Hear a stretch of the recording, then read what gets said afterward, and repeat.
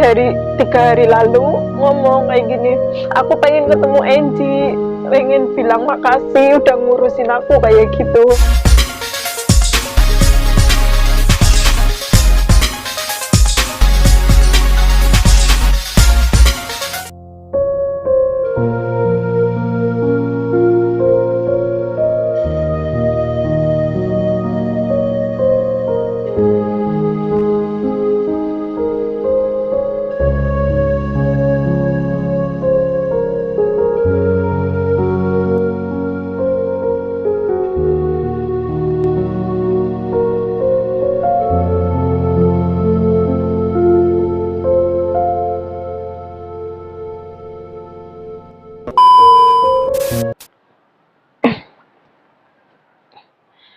Hai Lur, Assalamualaikum. Ketemu lagi sama aku Anggun di Hongkong.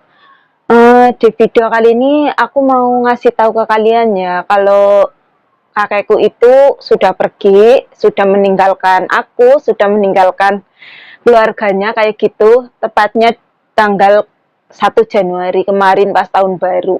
Nah ini aku itu mau cerita kejadiannya ya. Kejadiannya itu ya kayak apa ya? Kayak cepet banget gitu. Kan aku pas hari Sabtunya itu, hari Sabtu tanggal 31 Januari itu aku udah dikasih tahu katanya kakek nanti siang itu pulang kayak gitu. Sabtu siangnya kayak gitu kan. Sabtu siangnya pulang, terus aku kan dari hari Sabtu itu paginya itu aku udah beres-beres, bersih-bersih semuanya, tak sterilin kayak gitu. Ya pakai ini, pakai apa ya, desinfektan kayak gitu. Pokoknya udah tak bersihin semuanya dari kamar, udah aku ganti spray, ganti ini apa selimut kayak gitu. Terus sampai sofa-sofanya udah aku bersihin semuanya lah. Kamar mandinya aku itu kursi yang buat mandi udah aku sterilkan, pokoknya udah tak bersihin semuanya itu. Nah ternyata hari Sabtu itu nggak jadi pulang, siangnya itu nggak jadi pulang ya, mungkin karena sesuatu hal lah, atau enggak mungkin apa ya, ada yang belum ini, belum apa ya, selesai kayak gitu. Lah aku tanya emangnya kakek udah sembuh? Lah kakekku tuh alhamdulillah itu ya, pas masuk ke rumah sakit itu dia itu ngedropnya yang paling kayak kritisnya gitu kan, hari pertama, hari kedua sampai hari ketiga aku jenguk itu sebenarnya kakekku udah mendingan. Terus setelah itu kesininya itu semakin membaik, semakin membaik, semakin membaik, terus sampai sampai itu majikanku yang perempuan itu sampai pergi ke Jepang, diizinin sama kakekku udah sana pergi liburan aja. Terus nah sampai majikanku berani pergi liburan ke Jepang sampai pulang lagi tuh kakekku masih sehat. Terus apa ya, setiap aku misal disuruh bikin sup, terus bikin bubur kayak gitu, katanya habis, terus ya udah ada rasa lah, udah ada nafsu makan kayak gitu. Nah setelah itu kan hari Sabtu itu direncanakan mau pulang, ternyata itu nggak jadi pulang kan. Terus aku nanya ke majikanku, kakek nggak jadi pulang? Enggak, katanya hari Minggu kayak gitu kan, Minggu siang apa sore lah, pokoknya hari Minggu pulang. Nah hari Minggu itu pulang kan aku udah jauh-jauh hari sebelum sebelum majikanku yang perempuan itu ke Jepang. Pokoknya pas aku dikasih tahu majikanku mau ke Jepang, aku jangan libur ya kayak gitu minggunya. Nah itu aku sambil bilang, tapi nanti aku tanggal 1 Januari aku libur kayak gitu. Nah terus aku libur, aku tanggal 1 Januarinya itu libur.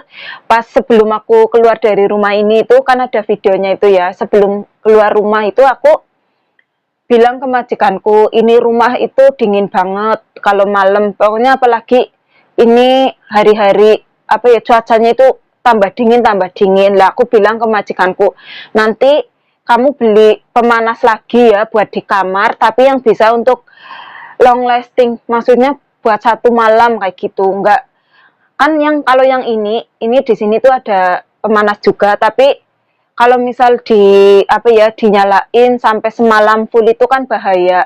Jadi aku bilangnya nanti kalau sebelum kakek pulang, lebih baik beli pemanas lagi, tapi yang lebih aman kayak gitu kan. Terus nah habis itu aku pergi liburan itu, aku pergi liburan. Terus aku pulang itu dari, kan aku pergi ke barbecue kan ya, ke bakaran-bakaran sama temenku. Nah aku pulang itu aku nggak tahu kenapa biasanya itu aku ya pulangnya itu dari tempat itu biasanya itu aku jam 8 baru beranjak pergi dari tempat itulah, dari sana kayak gitu kan, perjalanan 1 jam lebih. Biasanya itu aku sampai jam 8 baru aku pergi kayak gitu. Nah ini kemarin itu ya, pas itu jam 6 aku itu udah mau pulang, udah pengen pulang kayak gitu. Aku bilang ke temanku, aku pulang gasik lah kayak gitu kan. Entah itu karena aku pikirannya itu, oh kakekku pulang dari rumah sakit, nanti aku mau ketemu kakek kayak gitu kan. Kan hari Minggu ini, hari Minggunya itu kan dijadwalkan pulang dari rumah sakit. Nah aku pulang, terus perjalanan itu kan perjalanan 1 jam lebih lah.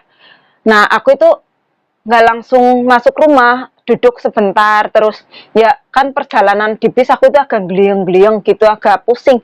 Aku duduk sebentar di bawah itu di taman, sama ketemu temenku, temen ini apartemen. Nah aku itu ngobrol sebentar, ya mungkin sekitar 10 menit, 10 menitan kayaknya. Itu aku sambil buka koperku, ngambil kunci kayak gitu. Terus aku naik. Nah pas aku mau masuk ke pintu utama apartemen, ke pintu depan kayak gitu ya, itu kan pintu depan sama pintu belakang itu kan sejajar.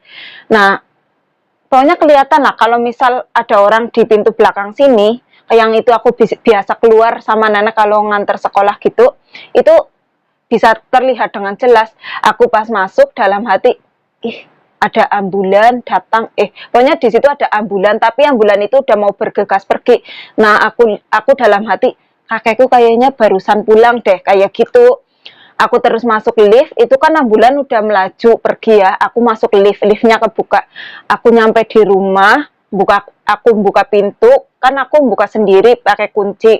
Aku nggak nyalain ini apa ya, bel kayak gitu. Aku buka sendiri. Kan ini pintunya 2 lapis. Nah itu aku terus buka pintu yang pertama, terus pas aku mau buka pintu yang kedua itu, Nyonya Bos itu juga bukain dari dalam. Terus aku masuk, ini apa, ngeliat mbokku, itu nangis terus. Kan aku tanya kayak gini, kenapa, ada apa, mana kakek kayak gitu kan. Terus dia sambil nangis itu bilang, kakek masuk rumah sakit lagi. Aku, emang kenapa? Terus kan bukannya baru pulang. Aku bilang, iya tadi aku dibawa lihat ambulan kayak gitu, tapi itu ambulan pergi, aku kira itu kakekku baru pulang kayak gitu kan. Terus mbok itu cerita, dia sambil nangis kan. Aku udah ceritanya nanti, nggak apa-apa, jangan khawatir, nanti kan kakek kan orangnya kuat, nanti pulang lagi. Terus aku ke dapur, naruh koper dulu, terus apa ya, nyopot sepatuku. Lah aku tanya nenek di mana, di kamar, karena tadi itu pas lagi kakek, mungkin kan dia ceritanya kayak gini, kakek itu apa ya, habis minum obat kan, habis minum sup terus minum obatnya kan banyak banget itu ya, obatnya kakekku banyak banget. Nah diminum separuh-separuh lah ibaratnya kayak gitu, biar nggak langsung jadi satu kayak gitu. Itu yang apa ya, yang ngasih itu mbokku, kan habis minum sup terus minumin obat. Nah obat yang suapan pertama itu masuk nggak apa-apa, nah suapan kedua itu langsung kayak muntah. Nah muntah itu kayaknya lagi sakaratul maut kayak gitu kan, muntah. Untungnya itu di sini tuh ada bapakku, Pak Duda itu, sama anaknya yang bontot. Pokoknya anaknya itu lagi di rumah semuanya. Itu rencananya kan mereka habis pulang dari rumah sakit kan, tadinya itu cuma ada Nyonya Bosku, terus yang 2 anaknya itu sorean baru kesini karena rencananya itu mau mandiin kakekku, kan di rumah sakit lama nggak mandi kayak gitu kan. Nah terus aku itu udah diceritain sampai situ ya, karena muntah. Terus aku langsung tak potongan, iya udah nanti, udah jangan nangis kayak gitu, jangan nangis, nanti kan kakek kuat, nyatanya bisa pulang, nanti kan pulang lagi. Terus tapi mbok itu udah cerita kayak gini, itu si Tyfor itu Pak Duda kayak gitu kan, udah sampai pumping nafasnya itu tetap nggak ini. Terus aku lihat kakek itu mukanya udah pucat, udah putih, udah biru, udah abu-abu kayak gitu. Dia jelasin kayak gitulah. Nah terus kayak gitu aku terus kan aku disuruh mandi. Aku mandi karena setiap aku pulang liburan itu aku harus wajib mandi kan, maksudnya biar bersih-bersih dulu, nggak bawa kuman, aku mandi. Nah, aku mandi, terus nyonya bosku bilang, aku aja yang bersihin ini kan, ini apa ya, bekas muntahannya itu sebenarnya udah ini, sudah apa ya, sudah dilap-lap bersih, tinggal yang lap tambah bersih biar nggak ini, nggak kotor banget kayak gitu. Terus majikanku bilang, kamu mandi aja dulu, aku tak beresin ini kayak gitu kan. Ada ya pokoknya semuanya lah. Terus bekas-bekas yang ambulan itu mungkin suntikannya apa obat-obatannya kan bungkus-bungkusnya banyak banget masih berserakan. Terus aku mandi itu nenekku masih di kamar sama cucunya karena nggak dibolehin. Nenekku tuh melihat yang kejadian pas kakekku itu kan bisa, pokoknya nenekku kalau ada kejadian apa-apa itu pasti nggak boleh lihat. Seringnya itu aku bawa ke kamarnya kayak gitu. Nah itu untungnya itu ada cucunya yang perempuan itu, terus ngajak nenekku itu ya apa ke kamar lah, di apa dicelimurin kayak apa kayak gitu. Nah habis itu ya aku mandi itu ada 10 menit lah, aku itu cepet-cepet karena aku tuh nggak enak mau pingin bantuin kayak gitu kan. Terus udah gitu ngeliat nyonya bosku nangis. Nah aku keluar itu mbakku langsung ngomong, Enji ini kakek udah meninggal kayak gitu kan. Terus aku bilang, kapan, kata siapa kayak gitu kan. Terus barusan itu nyawanya udah nggak tertolong, nyampe rumah sakit di ibaratnya dipompa lagi gitu, nyawanya udah nggak tertolong. Nah terus nenekku kan keluar dari kamar lihat aku udah pulang kan, terus NJ udah pulang. Terus dari mana kamu, aku bilang aku dari liburan. Itu aku itu udah tahu aku nggak boleh nangis lah ya, nggak boleh nangis kalau ada nenekku, karena pasti nenekku nanti itu tanya kenapa kamu nangis kayak gitu kan. Nah aku itu udah tahan, terus udah tahanin kakek itu udah meninggal kayak gini. Terus baru mbok itu cerita tadi itu jam 2 pulang, terus jam 3 pulang, terus jam 6 apa ya, 6 itu jam dari pulang itu dia sempat tidur, belum pakai oksigen yang ini biru nih, belum sempat karena nafasnya itu teratur, di itu pakai oksitemeri apa oksi apalah kayak gitu ya alatnya gitu di ini. Terus aku diceritain itu pokoknya apa ya, kakek itu nafasnya teratur, terus tiduran di sini tuh ada 3 jam apa 2 jam lebih lah kayak gitu. Habis itu bangun, anak-anaknya udah pada datang, terus aku kan bikin sup, kasih makan, ada tanko itu kayak kue tart gitu, terus udah makan gitu. Nah aku ngasih, terus minum obat. Nah itu langsung muntah. Terus sama anaknya yang laki-laki sininya kan kayak giniin ya, terus biar mungkin tersendak atau apa. Nah itu sampai muntah, sampai nafasnya sesek lagi kayak gitu. Terus yang bontot itu manggil 999 gitu. Nah ambulan datang ya pokoknya selisih, cuman berarti di rumah ya cuman sekitar 5 jaman lah. Keadaannya sehat pas yang kemarin gitu, pas di rumah sakit itu. Nah aku itu kan udah tahanin, ada nenekku, aku udah masih senyum, masih sama mbokku itu udah diem, maksudnya udah diem, nggak nangis dari yang aku lagi buka pintu itu karena nenekku keluar kan dari kamar. Nah habis itu mbokku itu ngomong kayak gini, dia itu pulang pingin lihat kamu kayak gitu kan. Aku langsung nangis karena di rumah sakit itu kakekku bilang, kan aku itu ya jenguk sekali. Habis itu kan aku nggak bisa masuk karena kalau yang masuk itu kan cuma 2 orang sama yang keluarga inti aku. Terus nggak apa-apa lah, aku nggak usah masuk toh nanti kakekku pulang kayak gitu kan. Terus nah itu mbokku ngomong kayak gitu, kakek itu pulang itu dari 3 hari lalu, ngomong kayak gini, aku pengen ketemu Enji, pengen bilang makasih udah ngurusin aku kayak gitu. Nah di situ aku kan langsung nangis, aku nggak peduli ada nenekku di depanku. Terus nenekku, aku kenapa nangis, nggak usah nangis. Terus aku sambil bilang, enggak, tadi itu temenku ada yang jatuh, aku ngomong kayak gitu kan. Terus nenekku entah ngomong apa lah ya, sama cucunya mau dibawa ke kamar lagi, tapi nggak mau karena ngeliat aku nangis. Nah itu yang aku nyeselnya kayak gitu. Aku itu kenapa aku harus nunggu di taman selama 10 menit, padahal selisihnya itu tinggal, aku itu masih lihat itu ambulan lagi pergi loh kayak gitu.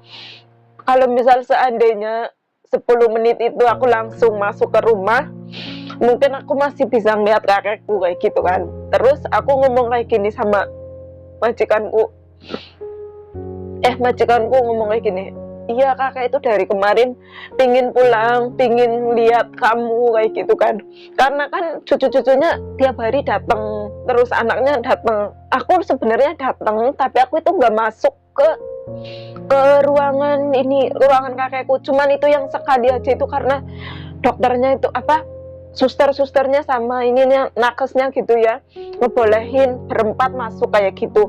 Karena udah yang kan pas awal masuk itu kritis banget, takutnya dokter itu langsung los kayak gitu, jadi semuanya boleh masuk. Nah itu karena kayak gitu jadi aku boleh masuk, mungkin ya pengen ngeliat yang terakhir kayak gitu, jadi dibolehin masuk. Ternyata alhamdulillah itu semakin membaik sampai kakekku itu diperbolehin pulang kayak gitu. Terus aku aku mungkin kan kakekku kan pingin lihat aku, terus tapi aku pas lagi awal-awal kakekku kritis di rumah, aku kan sendirian di rumah ya, dalam hati aku bilang kayak gini, ya Allah kalau misalkan kakekku mau pergi jangan aku sendirian, jangan aku melihat kayak gitu kan. Karena aku tuh pas lagi kakekku kritis kayak gitu, aku tuh takut banget, saking takutnya sampai pansine keringetan itu. Aku pernah dengar kalau orang yang sininya keringetan, lengket, dilap keringetan lagi tuh katanya kan lagi sakaratul maut kayak gitu kan. Aku terus dalam hati ngomong, ya Allah kalau misalkan kakekku pergi ya nggak apa-apa, tapi jangan aku melihatnya kayak gitu kan. Makanya aku telepon ke bosku kan.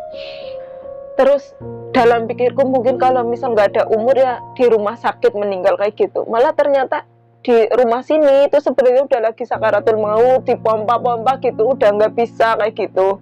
Terus yang majikanku itu kayak kemarin itu ya ngomong, aku itu sebenarnya nggak enak banget, kayaknya kayak aku deh yang ini gara-gara aku ngasih obat itu kakek jadi meninggal kayak gitu. Aku bilang ya enggak lah, itu udah takdirnya kakek meninggal, walaupun nggak dikasih minum obat, kalau udah takdirnya meninggal ya meninggal kayak gitu kan. Terus nah kakekku itu ya pas kayak sekarang kan itu malamnya langsung malamnya itu langsung dibawa ke mortuari ya, tempat kamar mayat kayak gitulah. Terus ini mau disemayamkan nanti habis Imlek, karena kan kalau orang Hongkong pas kalau misal udah mendekati Imlek, kalau apalagi pas Imlek itu nggak boleh ada pembakaran kematian kayak gitu. Masa hari bahagia jadi hari sedih kayak gitu kan. Terus aku itu yang nggak bikin enaknya kayak gini, kenapa aku nggak ngeliat ya, tapi ya mau gimana lagi kayak gitu. Mungkin kalau aku sampai ngeliat kakekku lagi kesakitan lagi kayak gitu, aku masih terngiang-terngiang kayak gitu. Cuman selisih 2 menit lah, nggak ada orang, aku masih ngeliatin ambulan mau bawa dia kayak gitu kan.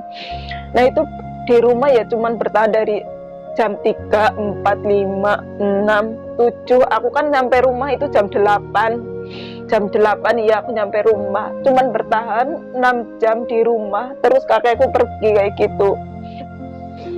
Jadi ya kayak ginilah ceritanya kepergian kakekku ya. Udah nggak ngerasain sakit lagi, semoga tenang di surganya, karena beliau itu baik banget, saking baiknya. Ya itu yang yang bikin aku sedihnya itu, pulang pengen lihat aku kayak gitu, tapi cuman selisih 1-2 menit itu aku nggak bisa ngeliat kakekku kayak gitu. Langsa sedih banget sih, tapi ya nggak apa-apa, itu yang terbaik. Makasih ya Lur.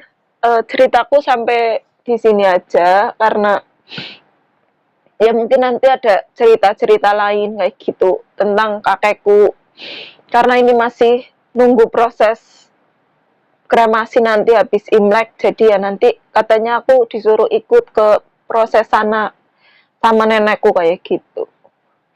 Makasih yang sudah ngikutin video aku, semoga bermanfaat dengan ceritaku. Ya aku cuman ngasih tahu kalau kalau kakekku itu udah pergi, udah nggak bisa bikin video lagi kayak gitu.